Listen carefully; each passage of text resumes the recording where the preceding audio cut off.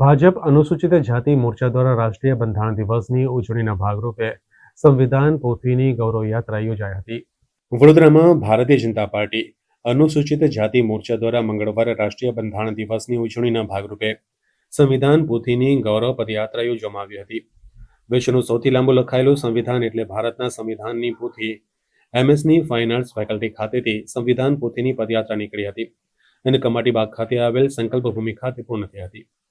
આ કાર્યક્રમમાં ભારતીય જનતા પાર્ટી શહેરવાડી વિધાનસભાના ધારાસભ્ય મનીષાબેન વકીલ, અનુસૂચિત જાતિના પ્રમુખ હર્ષદ પરમાર, નગર પ્રાથમિક શિક્ષણ સમિતિના અધ્યક્ષ નિષેધ દેસાઈ તેમજ ભારતીય જનતા પાર્ટીના ચૂંટાયેલા પ્રતિનિધિઓ તેમજ મોટી સંખ્યામાં કાર્યકર્તાઓ વિશેષ ઉપસ્થિત રહ્યા હતા અને કાર્યક્રમને સફળ બનાવ્યો હતો.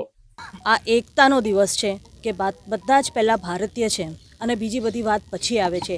એ વાત કરનાર આપણા બાબા સાહેબ આંબેડકર 1949માં જ્યારે આ 26 નવેમ્બરના દિવસે સંવિધાન મૂકવામાં આવ્યું અને તેથી લઈને આજ દિન સુધી એટલે લગભગ 75 વર્ષ થયા અને એની ઉજવણી પણ આજે છે. ત્યારે સૌને હું ખૂબ ખૂબ શુભેચ્છા પાઠવું છું. ત્યારે આ આયોજનના ભાગરૂપે આજે સંવિધાન ગૌરવ યાત્રાનું આયોજન કર્યું છે, જેમાં મોરચાના કાર્યકર્તા તથા જનરલ સંગઠનના તથા મારા ધારાસભ્યશ્રી, મહામંત્રીશ્રી, શિક્ષણ સમિતિના ચેરમેનશ્રી તથા તમામ કાઉન્સિલરો તેમજ મોરચાના કાર્યકર્તાઓ ઉપસ્થિત રહ્યા.